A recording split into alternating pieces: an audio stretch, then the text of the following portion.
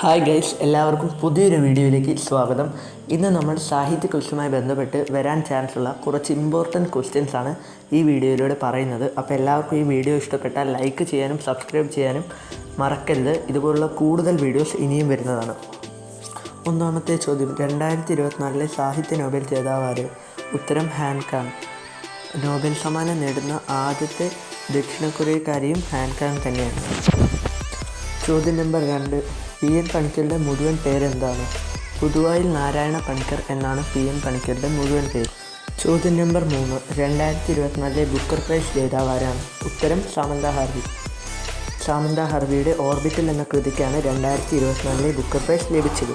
ചോദ്യം നമ്പർ 4, 2025 കേന്ദ്ര സാഹിത്യ അക്കാദമി യുവനിർമ്മിതി പുരസ്കാരം ലഭിച്ചത് ആർക്കാണ്?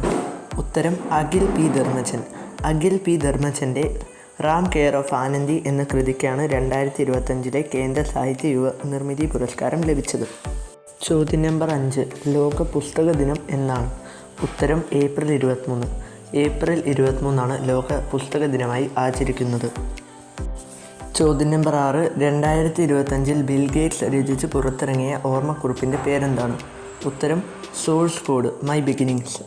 ചോദ്യം നമ്പർ 7, മെർക്കുറി ഐലൻഡ് എന്ന കൃതി രചിച്ചത് ആരാണ്? ഉത്തരം അഖിൽ പി ധർമ്മജൻ.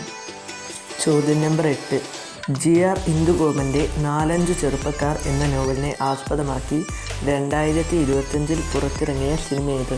ഉത്തരം പൊന്മാൻ.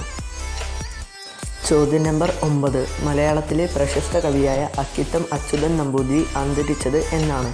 ഉത്തരം 2020 ഒക്ടോബർ 15. ചോദ്യം നമ്പർ 10, PN പണിക്കർ അന്തരിച്ചതെന്ന്? ഉത്തരം 1995 ജൂൺ 19. ഇനി നിങ്ങൾക്കുള്ള ബോണസ് ക്വസ്റ്റ്യനാണ്. ചിറകുള്ള ബസ് എന്ന കവിത രചിച്ചത് ആരാണ്?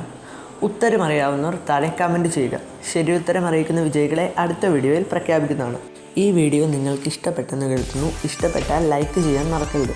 അതുപോലെ ഇതുപോലുള്ള കൂടുതൽ വീഡിയോകൾക്കായി എൻ്റെ ചാനൽ സബ്സ്ക്രൈബ് ചെയ്യുക. Thanks for watching.